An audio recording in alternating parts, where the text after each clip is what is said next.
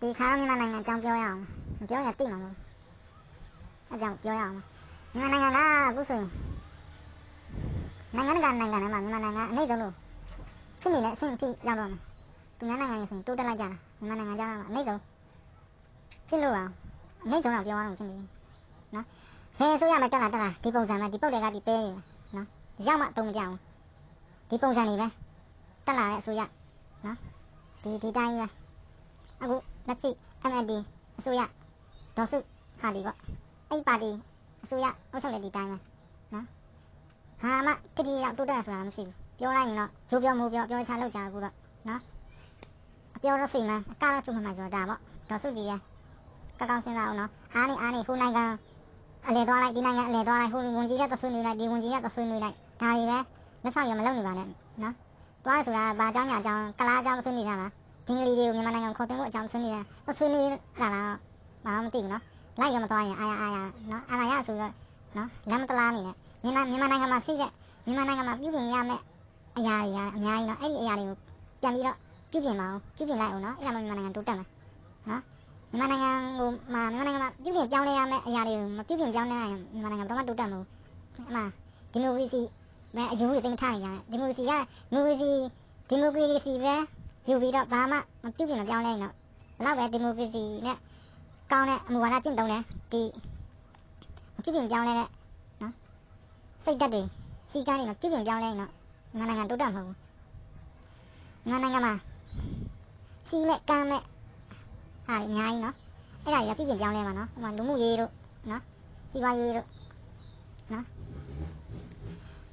ပြီးရင်အများကြီးပါမပြောရမစင်းဟိုမှာတိုင်းသားတွေနော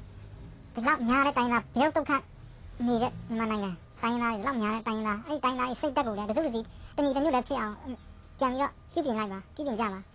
ကရင်ကတစ်မျိုးကချင်ကတစ်မျိုးကယားကတစ်မျိုးမွန်ကတစ်မျိုးဗမာကတစ်မျိုးရှမ်းကတစ်မျိုးရခိုင်ကတစ်မျိုးဟိုကြောက်တစ်မျိုးတူတောင်ရလူဆွဲငါတိုင်ငါဆွဲနေကြမယ်ဆိုရင်တော့မြန်မာနိုင်ငံကတော့ဘယ်တော့မှတိုးတက်မှာမဟုတ်ဘူးနော်အဲ့ဒါကောင်းစဉ်းစားကြမြန်မာနိုင်ငံဆိုပြည်နယ်9ခုတိုင်း9ခုရှိတယ်နော်ပြည်နယ်9ခုအထားလိုက်ပါတော့ကချင်ပြည်နယ်ဆိုရင်မြန်မာနိုင်ငံဖြစ်ပြီးတော့တလို့ကချင်ပြည်နယ်ဆိုရင်ကချင်လူမျိုးပဲအုပ်ချုပ်ချင်တယ်မရဘူးပြည်နယ်ဆိုရင်လည်းငါတို့ပြည်နယ်ကွာငါတို့ပြည်နယ်လက်နက်ကိုင်နေအဖွဲ့တွေပဲအုပ်ချုပ်မယ်နော်အဲ့လိုလည်းမူဝါဒကျင့်သုံးနေရအောင်မဟုတ်ဘူးနော်သူပြည်နယ်သူတိုင်းလာလက်နက်ကိုင်အဖွဲ့ပဲအုပ်ချုပ်မယ်အဲ့လိုမူဝါဒဆိုရင်ဘယ်တော့မှရမှာမဟုတ်အဲ့လိုဆိုရင်မြန်မာနိုင်ငံဘယ်တော့မှတိုးတက်မှာမဟုတ်နော်သူပြည်နယ်သူအုပ်ချုပ်ခွင့်ပေးလိုက်မယ်ဆိုရင်မြန်မာနိုင်ငံမှာစစ်စစ်ကပြည်နယ်တိုင်းမှာသူနေရာသူအုပ်ချုပ်မယ်အဲ့လိုအနှင်းဖြစ်ကုန်မယ်ဝါဒတွေဖြစ်ကုန်မယ်အဲကြောင့်မပေးနဲ့အားလုံးကတမီတဲ့တော့နော်အားလုံးကဒန်းလူညစစ်စရာအားလုံးကမြန်မာနိုင်ငံဖြစ်စီရမယ်ဘယ်လူမျိုးမှအုပ်ချုပ်ခွင့်မပေးတာကောင်းမကြဘူးလေဝါတို့ဝတ်တို့ဗါလဲပလောင်တို့ပလက်တို့အဲ့တိုင်းသားရနော်ထားနေကြတာတနေ့ကင်ရတာတပုံရဓမြရဖြစ်နေကြတာအဲ့ဒါကြီးလေချင်းလုံးတိုက်ချက်ပါနော်ပြုပြင်ရမှာအများကြီးပါမယ်အဲ့လိုပြုပြင်အဲ့ဒါရောပြုပြင်မပြုပြင်ကြဘူးဆိုရင်ဒီတိုင်းပဲကြောက်နဲ့ဟိုတိုင်းလာလက်နဲ့ကင်ကတိုက်လိုက်ဒီတိုင်းလာလက်နဲ့ကင်ကထားလိုက်ပြစ်လိုက်ချလိုက်ဒီလိုပဲချနေကြအောင်နော်အဲ့ဒါတွေကိုပြန်ပြုပြင်ကြတညီမျိုးလည်းမြန်မာနိုင်ငံမှာဘုံမရှိအောင်ဓမြမရှိအောင်အဲ့လို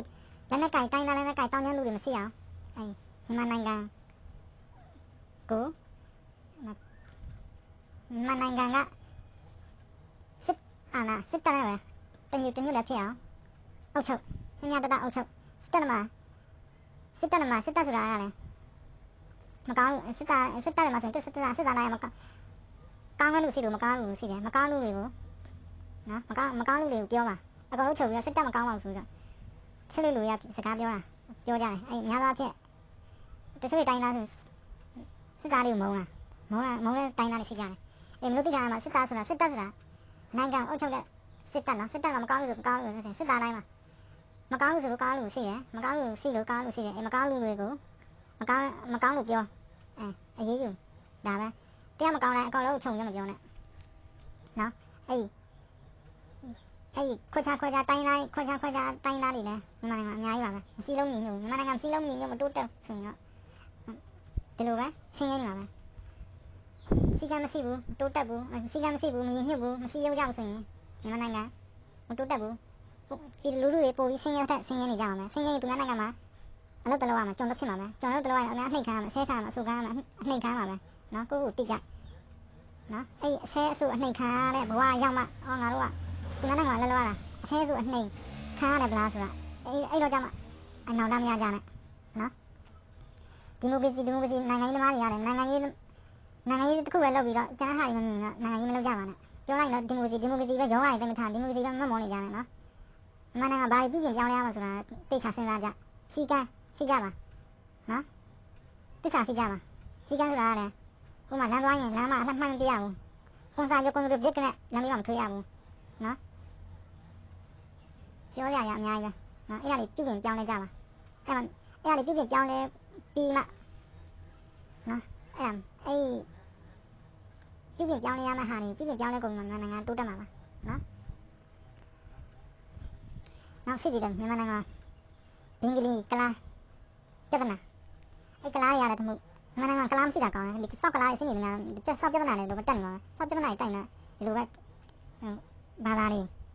နော်ဘာသာတွေတစ်ခုနဲ့တစ်ခုတစ်ခါလည်းမတည့်ရင်လည်းစကားအများကြီးကြောင်ပြဿနာဖြစ်နေကြအဲ့ဒါမြန်မာနိုင်ငံမှာဒီကလားတွေမွတ်စလင်တွေမရှိတာကောင်းတယ်ပြောချင်တာအများကြီးပါပဲအဲ့ဒိုစုကြီးတဲ့ကလားတွေဘက်ကတိတ်ရဆက်ဆက်ခါမနာရင်လည်းအဲ့ဒိုစုကြီးတဲ့ရားရပါရစစ်ကူနော်အားနေကလားထင်းဆက်ဆက်ခါနာတယ်ဒေါ်စုကြည်လည်းမကောင်းဘူးနော်ကလားကိုမွေးတော့ကလားကြီးပွားအောင်လည်းလုပ်တယ်မြန်မာနိုင်ငံဘင်္ဂလီကလားယုံဟင်ကြမရှိပါဘူးလို့နော်ပြတ်သက်သားလည်းမပြောရဲဘူးနော်မေးလိုက်တော့ဟိုပြောနေပြောနေညနေထားကလားထင်းနာတဲ့ပုံစံကြီးပါနော်နောက်ပြီးရှင်လည်းဗုဒ္ဓဘာသာထဲကဘုန်းကြီးတွေလည်းဗုဒ္ဓဘုန်းကြီးတို့ဆောင်တာပြောလို့